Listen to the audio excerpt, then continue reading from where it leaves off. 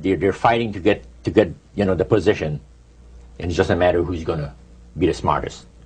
And with Lucifer, the fallen cherubim, he's very smart. He's going to win, and Christ's going to abdicate the rights of the planet. He's going to resurrect his people, have established his kingdom that lasts for ever and ever. God won't be able to destroy him because it would be against God's, the Creator's nature to destroy Lucifer in the fire. Beside that, he said, spirits now, even spirits, have the capacity now to outlive fire. He says, you don't believe it, go to India or some of those countries where they have fire walkers. And it's done by the power of demon spirits. These people are energized by demon spirits, so they can walk on those hot coals without burning themselves. And this is what the high priest said. And he says, if they want to use fire, they can use it. It's not going to burn anybody. So that's the way they believe. So this high priest was almost talking to your group in an evangelistic fervor.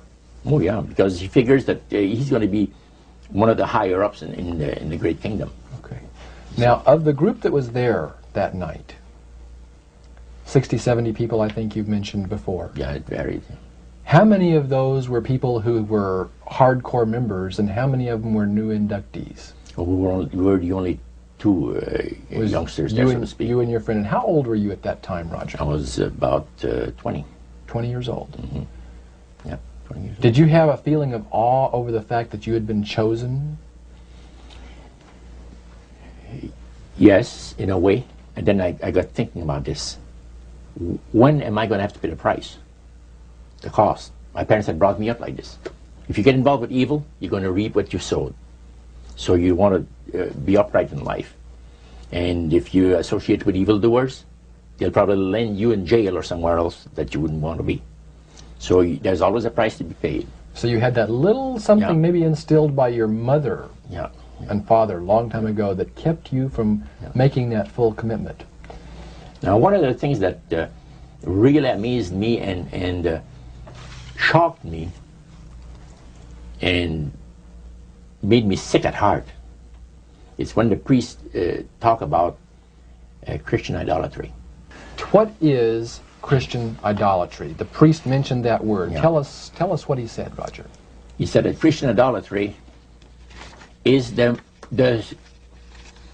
most grandiose or great deception that has ever been brought up upon the human family, upon mankind. And he says, and he boasted, that demon spirits are continually defiling Christian churches through the avenue of necromancy by using a form of spirit worship that involves hundreds of millions of Christians into idolatry without their being aware of it. Now, what is necromancy? Describe or define necromancy for me. Their belief, popular belief of necromancy, is to conjure the spirits of the dead. So that you can speak with someone who has died. Right. Like the seance that you originally went to was the practice of necromancy. Yeah. Now, the priest says that the super deception is brought about in only one way. Through the deceptive belief that man has an immortal soul that lives on after death. And he said that constitutes idolatry through necromancy. So he says there are hundreds of millions of Christians that are practicing idolatry. Well, they think they're glorifying God. See?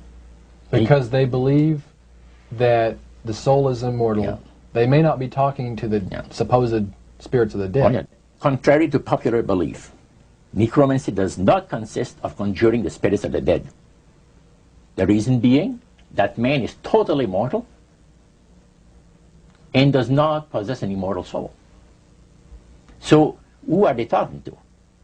He says the friendly demon spirits that have always found over the centuries great delight in impersonating in apparitions departed loved ones and persons of great renown. Now, friendly demon spirits. Friendly demon spirits. Are there more than one kind of demon spirits, Roger? Well, there's three main divisions, and then there's divisions within those divisions. You have the friendly demon spirits that seem to have the finesse and the refinement, and they're not upset about what happened when they were thrown out of heaven, from what I gather. Then you have the warriors. They like to bring misery and destruction in the lives of people. then you have the oppressors. And the oppressors are the real wicked spirits that hate God with all of their, the Creator with all of their might, you know. So he went on explaining. He says, now, necromancy is in reality a belief, a religious belief. People believe that the dead have entered into a higher state of existence than they had when they were alive. Also that they are in a position and have the capacity to help the living here on earth. See? Then he said, he says, this is where things get really interesting. He said, according to the great master, a person does not have to supposedly call upon the spirits of the dead to receive help, you see, to be involved in necromancy. All he needs to do is to believe in life after death. Because he said, necromancy is the belief that man is as a human being, as an immortal soul. So anybody that believes that man has an immortal soul is involved in necromancy. It's that simple. That's the way he explained it. Yeah. So how does that constitute idolatry? By people believing that they are either talking to the saints, you see, the spirits of the dead saints, or a dead relative, or a dead person of some type. And you take, for instance, like Loretta Lynn. She says on national television, and I have the data on it, that I heard it myself. She said that she was made successful in her singing career by a dear friend of hers that was the same age as she, and died when she was 18 years of age.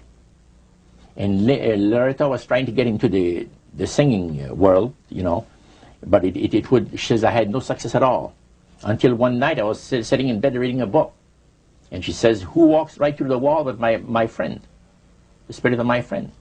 And she says, Loretta, I'm going to make you a very famous person in singing Western country music, and I will be with you all the time. Trust me.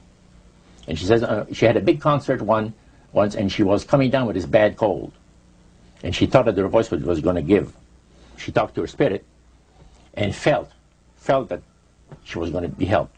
And she got on the stage and she started to sing, and right in the middle of where she really needed the power, no power at all.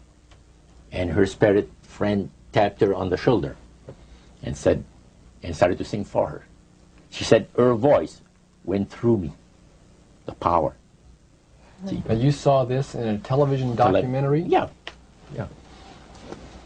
This was, I believe, 1976 it took place. Now, the priest explained that when people believe in this business, they are actually opening themselves to be completely deceived by demon spirits, because it gives the demon spirits an opportunity to impersonate the dead, see, and for people to believe their lies. And the priest says that thrills first of all, he says it brings to the great master the respect and the reverence that is due to his great name. And it makes all the other spirits exceedingly happy, because they are the ones that have worked to lead people to believe in life after death. See? And they rejoice also. And that's the extent of what Christian idolatry is all about. Friendly spirits, just to digress for just a moment. You mentioned 3 different categories, and the friendly spirits are the ones that love to impersonate being a historian or something. We specialize in that. In your experiences in the praise services or in the worship room or the other places where you were, any of the places you were, did you ever witness an event where necromancy, or even something that would be popularly called channeling today, took place, where you actually heard the voice of someone in response to someone's questions? Yeah, a number of times, but there was one time in particular that fascinated me, because it was unique in one way. The priest told us that there was a French historian that was affiliated with Montreal, University of Montreal, which is a French university, and the English university is McGill. So the University of Montreal is the French university. And this man was from Paris.